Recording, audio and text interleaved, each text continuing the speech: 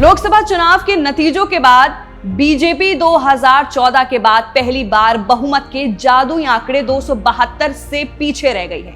ऐसे में इस बार विपक्षी गठबंधन इंडिया की निगाहें बीजेपी के नेतृत्व वाले राष्ट्रीय जनतांत्रिक गठबंधन में शामिल तेलुगु देशम पार्टी यानी टीडीपी के चीफ एन चंद्रबाबू नायडू पर टिकी हुई है। इस बीच दिल्ली में सरकार गठन पर चर्चा को लेकर बुधवार यानी 5 जून 2024 को होने वाली एनडीए की मीटिंग को लेकर एन चंद्रबाबू नायडू ने रुख साफ कर दिया है। चंद्रबाबू नायडू ने आंध्र प्रदेश के विजयवाड़ा में प्रेस कॉन्फ्रेंस की है और उन्होंने कहा है, आप चिंता मत करिए, आप न्यूज़ चाहते हैं। मैंने देश में कई राजनीतिक बदलाव होते हुए देखे हैं, लेकिन मैं एनडीए में ही रहूंगा। मैं एनडीए की मीटिंग में शामिल होने के लिए दिल्ली जा रहा हूं।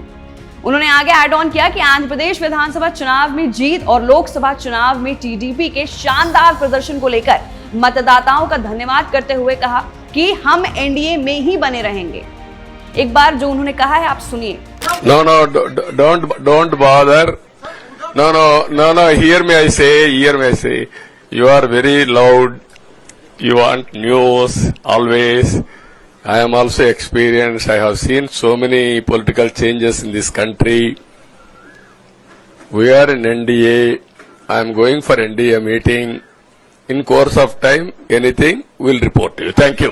आंध्र प्रदेश की 175 सीटों वाली विधानसभा में टीडीपी को 135, पवन कल्याण की जनसेना को 21 और बीजेपी को 8 सीटें मिली हैं। इसके अलावा टीडीपी ने लोकसभा में भी 16 सीटें जीती हैं। वहीं बीजेपी के खाते में लोकसभा चुनाव में 240 सीटें गई हैं। ऐसे में सरकार बनाने के लिए टीडीपी का समर्थन जरूरी है।